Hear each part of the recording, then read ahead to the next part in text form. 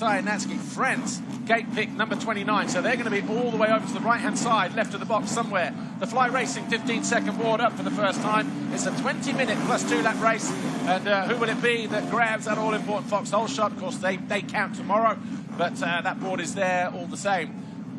It's a slightly downhill start straight as well into a banked right-hander 180. The Fly Racing 5-second board has turned. Gate drops, a good jump from one of the riders in the middle, and rider down at the back there. That might have been Dylan Wright. So the number 40, Dylan Wright, going down as Siwa leads Evans coming through the first turn, and Koldenhoff in third, and the 16 of Jago Geerts in the baby blue colours is in fourth place. Tomac, where is he? He's about mid-pack there, maybe top 10, backside of the top 10. There he is there. Didn't get a good jump. I saw Prado cut over on him pretty well. Imagine that, Prado with a really good jump, but it was interesting there to see Siwa. He actually had to pull a wheelie on the second straight there to get his starting hook to disengage. Well, I was just out on the track. I think you were as well. 10 or 15 minutes before we came out on the broadcasters. Koldenhoff defending on the number 4 there.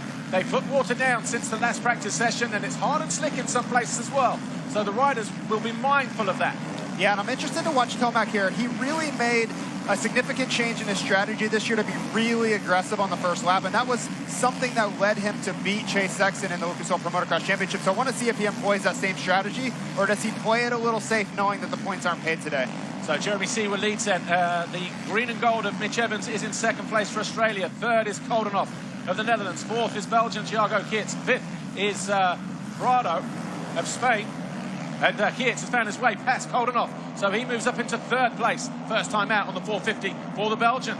Yeah, this race has an interesting history of these first-time 450 guys really succeeding. We saw Jet Lawrence have a great time in the open class. We saw Ryan Dungey in 2009 win his first time out on the 450, so I'm looking for that type of effort from Geerts. And you see him already making a move on an established HRC. Siwa down. Siwa folds the front, and Evans takes over. Oh, he's almost out the front door there, though. But Jago Geerts in second position for Belgium at the moment. Riders have they've all been getting over the Roccos as well, haven't they? Yeah, and you see a little bit of that water they put down there. I think that just caught Siwa out. The track's a little bit slippery, so there's that fine line between, not being aggressive enough, but also putting yourself under pressure on that first lap, which Siwa just got it wrong there. So Jeremy Siwa, we'll wait to see where he picks himself up, but it's a simple mistake for him. Watch this, he doubles his way in, folds the front there. And you do all the hard work, you get that perfect start, and you just throw it away. And Evans capitalizing perfectly. Yeah, if you land on that front brake and the front tire pushes, all your weight's forward, you're certainly going down. So it wasn't too painful. He's still running around the top 5 here, especially on qualifying day. Not a huge deal. Yeah, still in fourth place, so just behind Koldenhoff. Picked himself up pretty quick, kept the engine running. Of course, electric starts now on these things, but it's Mitch Evans, Team Australia, who leads Belgians. Jago Geerts up from an MX2 machine this weekend on a 450. Not the only rider doing that. Jet Lawrence in the open category will see the third and final race of the day and see how he gets on, and we'll talk about that later. But this race right now, let's give you the countries that are leading the way at the moment. Australia from Belgium, Netherlands third, Switzerland 4, Spain, France, America with Eli Tomac in 7th place. Then we have Britain in 8th, Sweden 9, Norway 10, Guam, Italy, Mexico, New Zealand 14, Germany, Estonia, Canada, Japan, Lithuania and Brazil, with Latvia in 21st place. The South Africans in 25th, the Irish in 26th. You see Geerts here, looks really aggressive. I think he's got a point to prove. He was in a season-long battle with Tom Bial for the MX2 World Championship. Came up short there. I'm sure that didn't sit well. So this will be a great way to kind of wrap up 2022 with a really strong performance. Through this left-hander as we cut from one side of the valley to the other, and Siwa finds his way past his normal year-long teammate, Glenn Koldenhoff. He cuts the move off to the outside and does make that move stick to third place. Siwa getting aggressive here, and Koldenhoff, we all remember how great he was back here in 2018, and you wonder on Saturday, how much risk are they willing to take? Really, the goal on Saturday is just to get a solid gate pick for Sunday. You don't want to take too much risk. And also, the track's still working in, too. So I think you'll see the lap time start to come down. You see Mitch Evans sliding all over the place, and that's just a little bit of moisture on the top there that's still moving around. Yeah, it's hard and slick on through those final couple of corners on the run towards the finish line area. But just to fill you in as well, it's not your normal 25 points, 22, 20, points in the World Championship or whatever it is in AMA. It's 1 for a win, 2 for second, 3 for third. The lowest points scored after 3 races, will be the top 19 teams qualified, and then we have the B final tomorrow. Right, and then you're going to take the two best scores from today, right? So you don't necessarily want to have a throwaway here, so you have to balance that. Okay, yes, I'd love to win the race today, but just getting a top 5 score really puts you in a good position for tomorrow. And when you think about it, you know, let's say Australia, Mitch Evans here. If he wins this and Hunter Lawrence wins the MX2 race, that's 1 + 1, that's 2. That is the lowest possible qualifying score, which means they would automatically be qualified. It doesn't matter what the final rider does in the last race. So that gives you an indication. Right, and more than that too, it's such a mental coup for them to come out and do that. Everybody knows Australia is going to be strong this weekend, but at the same time to come to American soil and go 1-1 sends a really powerful message going into Sunday. So Eli Tomac still in 7th. There he is. He's behind Maxime Renault. So we've got France and America behind the Spaniard, Jorge Prado, in the next left-hander, heading up right in the middle. Here we are. So we've got Prado in the red and yellow of Spain. We've got Maxime Renault of France, number 13. And then the number 101 of Eli Tomac. So this has been 6th and 7th. A lot of hype around the motocross nations, especially when it comes to the USA. Jason Thomas. And as we've said, you know, privately, and as was discussed in the media conferences yesterday, Chase Sexton, Eli Tomac had the year of all years in terms of a battle right the way down to the final race of the campaign. No one really looking past the Americans this year, but he's struggling there in 7th place at the moment. Yeah, and you see Tomac, you know, I'm sure he's nervous. There's a lot of pressure on these American riders, and I think as the weekend goes on, he's going to start to loosen up a little bit and stop thinking so much. When I watch him ride, he looks tighter than really I saw him all year. I just think it's a different dynamic here, and the pressure of representing America, I could just see it in his riding. He doesn't look necessarily as aggressive. Actually, yeah. And I think that's going to come with the track, too. I think he's trying to be a little bit careful with how wet the track is at the moment. Actually, where he just jumped the uphill triple and then that left-hander just in front of Hospitality, when he landed, the back end just kicked across the left. I was stood there in the open practice. 2 riders had big crashes there this morning because they did what he did, but Tomac managed to save it. They jumped through the turn, they landed, but where the turn just hooks around, there's a hard edge in there, and it just high-side the other way. High-sided the other rider. And they went down hard as well. Yeah, that's a pretty common crash here at Redbud because they're carrying so much momentum. They're leaned so far to the inside. If anything upsets that momentum to the outside, they're typically upside down in a hurry. In terms of track preparation, obviously you have the July 4th National here, you know, part of the AMA Lucas Oil Pro Nationals, but how different is the track today, would you see? Because yesterday, walking around, a lot of people said it's going to be deep, but they're surprised at how quickly it's gone down to a firm base. It's not that deep. So is this more in keeping with how it was? Because 1 or 2 people said it was deeper. Hunter Lawrence, when I spoke to him in the lunch break, said it was a lot deeper in July than it was now. Yeah, and I think some sections are, but at the same time, I think some of the sections aren't as ruddy. It just hasn't been as much riding on it quite yet. You know, we would have 4 practices on it versus 3, and more riders on it up to this point. There will be all the riders that don't qualify to the main races before these guys actually hit the racetrack. So I don't think it's quite as rough yet. But I think if they allow it to continue getting rough throughout the weekend, it's going to be a brutally rough racetrack on Sunday. Well, Australia, of course, coming in as one of the favourites as well, not just for a podium. They've not had one since 2011, but maybe even the win as well. And Mitch Evans doing a great job, but just leaves the door open there. Is he going to be brave enough? Yes, he is. He gets back alongside. Does he regain the lead? No, he doesn't. So Jago Geerts leads for Belgium at the end of lap 3. Well, I'm sure Mitch didn't want to relinquish the lead there, and especially to an MX2 rider. This would be a really, really strong statement for Jago. First ride out, no one knows what to expect, and takes the lead here. Yeah, just ran wide. Obviously, that's been his line, but Geerts just saying, right, you know what, I'm going to use the Sexton line from July. And he did it, but it just wasn't, sorry, he did it, and he did it to good effect as well. Well, and I believe he's racing one of the, maybe getting to ride some of the Monster Star Yamaha equipment here in the U.S., and they may be wanting to get that back after this qualifying race. But he looks incredible so far. You know, the thing with Jago, though, is he has been prone to an unforced error at times in his career, and that's what I'm watching for. Is he able to remove that error out of his game this weekend? Because if he can stay mistake-free throughout the weekend, he's going to be battling for a podium in the MXGP class. Just trying to remember whether Saturday we already started to have the rain back in 2018, and the track was already heavy and quite, you know. There was never a time on that weekend where it wasn't raining, Paul. Yeah. There was never a time. Trust me, I think about that weekend once a day. Probably once a day throughout my life, I think about that weekend. Cue Darth Vader. It's a painful memory. Darth Vader's in the box at the moment, though, yeah? Well, and, you know, I think probably most fans are sitting at home wondering, where's the Eli Tomac that we watched all summer? I think he's being really cautious. He was so incredibly aggressive this summer, and I think he was just in his element, in the zone. To me, when I watch him, he's just feeling things out. I don't see him taking a lot of chances. You know, he's still stuck behind Maxime Renault here, but I think he's just going to ramp up that intensity. And if you've watched Eli Tomac over the course of career, he can turn on the intensity with the snap of his fingers. You know, we kind of call it beast mode when he goes into this next level zone, and he can cut 3 seconds out of his lap time in one lap when he finds that. I don't see it quite yet. We may not see it today, but he still has it. So I think he's just letting the race kind of unfold, knowing that it's just about gate pick. Trophies aren't handed out today, and you don't want to throw anything away on Saturday. Yeah, Argo was fastest actually the lap that he passed Evans last time around, 2:02.8, and just coming up short there and decided not to triple up as he tried to find his way past Renault a moment ago. Eli Tomac still hanging on to that 7th place, but not finding his way to 6th just through there. But the crowd absolutely amped here around this Redbud circuit in Buchanan, Michigan. He was using a lot of outsides in free practice, I noticed, this morning, and he gets taken wide there, and the two Yamahas almost come together. But we have a change of position. Tomac now up in the 6th place.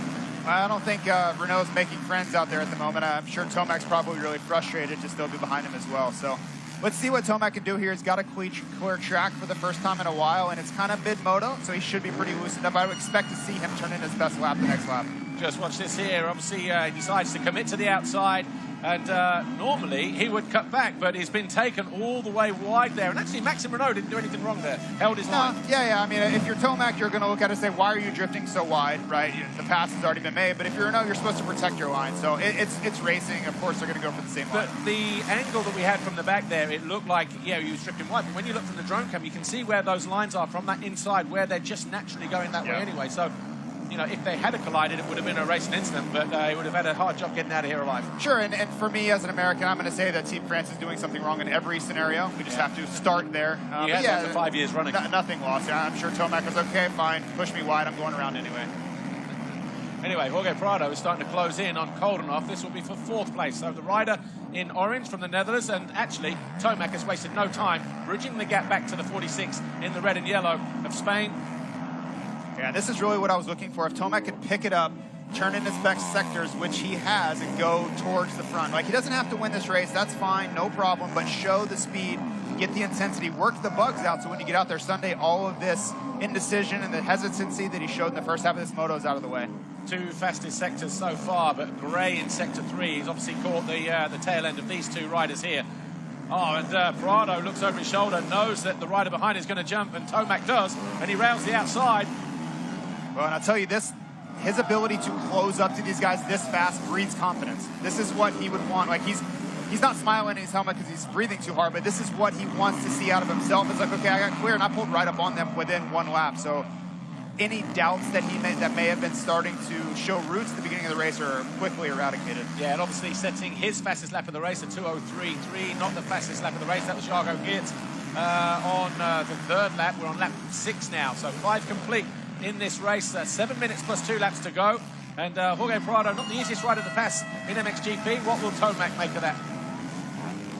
I don't think it's going to slow him down. He's going to make the pass there. Once he gets into this mode, and I think he thinks too much. He thinks about what he's doing instead of just reacting. Once he goes into this mode where he's just allowing instinctual riding to take over, it's usually curtains for everybody else.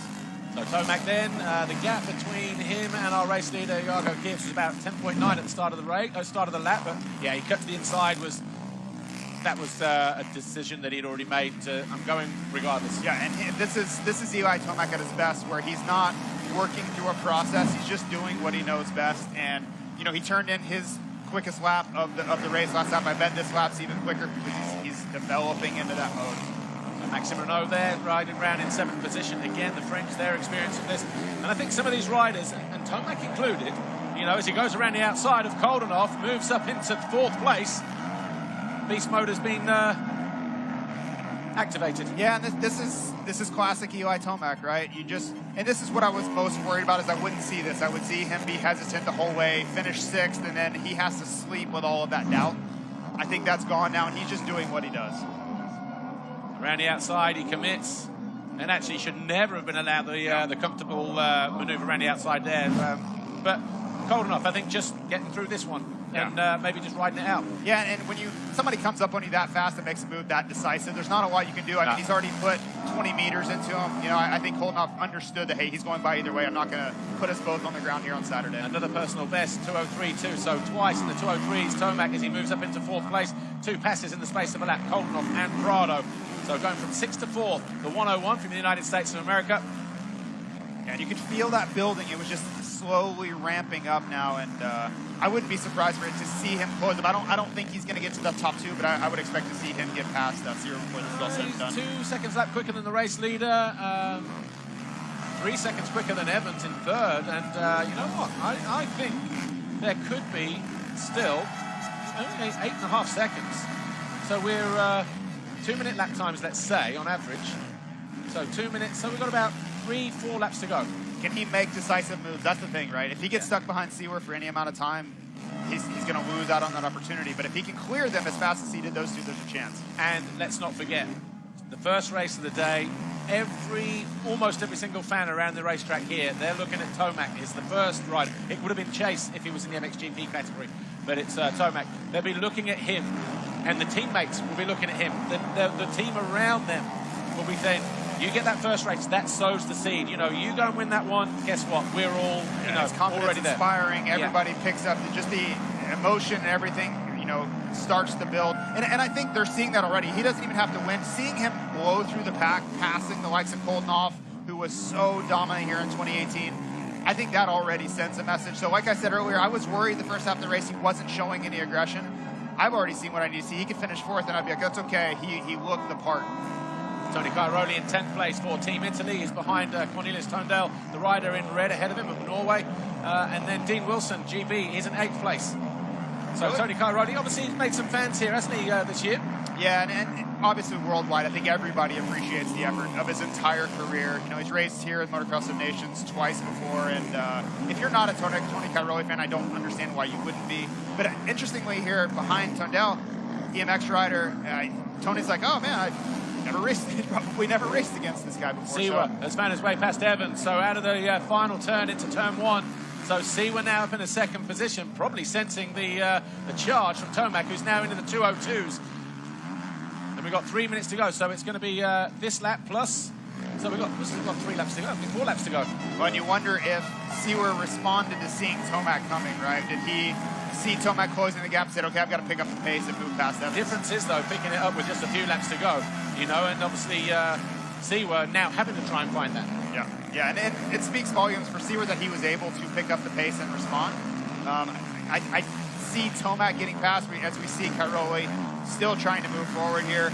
And he's actually got Dylan Wright right on his tail. Dylan Wright won every single moto in the Canadian National Series. Just a wildly dominant year for Dylan Wright. And he's no stranger to these MXGP riders as well. Yeah, and obviously when we saw, I would like to see a replay at the start, well, we'll see it later on, but it looked like it was he that crashed through the off the gate. But look, I mean, that's just efficiency right there. Tomac onto the rear of Evans now up in a 3rd place. Fans on their feet, absolutely rooting like they, you know, cheering for him like they have done all summer long. And he's now up in a 3rd. He's got Seawer in his line of sight, and he's only about 6 seconds down on our race leader. There is still plenty of time for an upset if you're European or anywhere else in the world, but for celebrations after race 1 for everybody out here on the banks. Well, and I don't think you can understate, he can hear the crowd, right? Everywhere he goes around this racetrack, people are screaming, and the adrenaline that produces to keep pushing you forward is like nothing else in motorsport. So whether he's tired, no matter where his heart rate is, he is at max effort right now because simply the crowd is going crazy charging him forward. Well, 2:02.9, that was only a 10th slower than Jago Kiet's lap on lap 3. That was lap 7. So he's definitely getting quicker every lap, and Seawer looks over his shoulder and thinks, okay, beast is on me. He's still over a second faster than anybody else on the racetrack, and yeah, this is the Eli Tomac that we've seen all summer long, right? This is nothing new on the Yamaha. He's just been a different guy mentally, physically, and that's why he was your champion. Yeah, last lap was 2:05.18 for Kietz, 2:05.28 for Seawer. Tomac, 2:03.8. So time in his pocket, and obviously Evans now dropping to the 2:09s, Prado in the 2:06s. But a bit of a battle going on here for 2nd place. Jeremy Seawer and Eli Tomac, Switzerland versus the USA. Here's your race leader, Jago Kids, Team Belgium. Really impressive by Jago. Yeah. He looks the part. You know, he looks like an MXGP regular already in his first race on the 450. Yeah, I mean, it came to my attention on Friday that when we arrived here, when he was here in the winter, Jago Kids was actually riding a 450 quite a bit as well. So the time that he's put on it since and the back end of the season, not only, not just a recent thing. Oh, Tomac almost off the side of the track there as a back marker, just trying to hold his line, but Tomac quite lucky with that one. Yeah, it's tough. These qualifying races, right? You have these lesser-known countries. These guys are not used to racing this level of competition, so you're going to face them. Thankfully, tomorrow, when the points are paid out, none of those guys will have qualified. So Siwa, hands full of Tomac. And Siwa can hear this as well, right? Tomac's feeding off of it, but Siwa's like, he knows who it is because they would only be cheering like that for somebody else. But you wonder for Siwa, is he feeding that off? He wants to upset these fans. He wants to hold off Lucas Oil Pro Motocross Champion too, because like Siwa said in the team presentations, this is the only time these guys get to race each other all year long, and they want to prove who's best. And also for his own confidence, that if he can sit there and withstand the pressure and, just stay ahead, that will be one thing, close moment there. Yeah, and the corner speed that these guys are entering with is just incredible. You saw, I mean, Siwa was drifting with both tires there, and it just shows the limit that these guys are on. Looking for that outside line again. Siwa knows it's there. He's going to close down the door. This is turn one. Is he going to? No, I thought he was going to run it down the inside, but again, just protecting the inside. He'll get his opportunity, though. Will Eli Tomac. Oh, bit of a mistake there from Siwa. See if Eli can set up the same line that he used to pass Jorge Prado a few laps ago. Yeah, he was fast through there in free practice. That's one of the areas on the racetrack I was watching, but he jumped long on that step down. Back end almost got away from him as well when he landed. Here it's just the other side of the Monster Energy jump. These guys now 3 seconds behind the leader. There he is, looking the opposite direction, heading downhill now. 204s for your first two, Geerts and Siwa. 203 for Tomac. Tomac right on the edge. You see lots of mistakes here, and it just shows he's putting in a ton of effort. I was curious to see if he would push hard or if he would be willing to settle. There's no settling in his riding right now. He wants to get to the front. Crowd-wise, more than what you had here in July, probably about the same. Just a couple more. Just a couple more, Paul. But again, this national is held on a national holiday, 4th of July. It's probably the most well-attended national anyway, but Motocross of Nations is just a completely different level. Yeah. So we're approaching the final lap board then. And so far, after, to use your words, blowing through the field, Jason, Eli Tomac's coming up a bit of a roadblock with Jeremy Siwa. Well, for those who are watching this for the first time, on this side of the pond, Jeremy Siwa finished second in MXGP behind Tim Geisler this year. What, 3 GPs, 4 GPs along the season? I mean, one of Siwa's best years ever. Like, he's always been battling in that top 3, but he showed a lot of poise this year. And it looked like he was ready to kind of take the next step in MXGP. And to his credit, he stepped up his last time, getting to a low 204 the last time around. So one more time around this Redbud racetrack. We'll get the white flag here. Yeah, 1 to go. Geerts, 204.7. The guys behind him in the 203s. The gap now, 2.3 seconds. And Jago Geerts now, all of a sudden, will be under pressure on this final lap. And I think we're going to get 3 guys across the line pretty much like bang, bang, bang. Yeah, Siwa's done a great job here of responding to the pressure, but I also think Eli's had to take a few lines that he didn't necessarily want to, and it's allowed Siwa to kind of build that gap back up. But it's all part of the racing, though, isn't it? The racecraft. He found lines to make those passes early on from 7th now to 3rd, but those lines aren't working for him at the moment. Yeah, and he's closing up here. He's really got to think about this and use this racecraft to try to catch Siwa out, give him a line that he's not expecting, because I think Siwa in his mind knows where Eli's going to be, and he's just going to be protecting that line at all costs. Just keeping out of the way there for Team Ireland.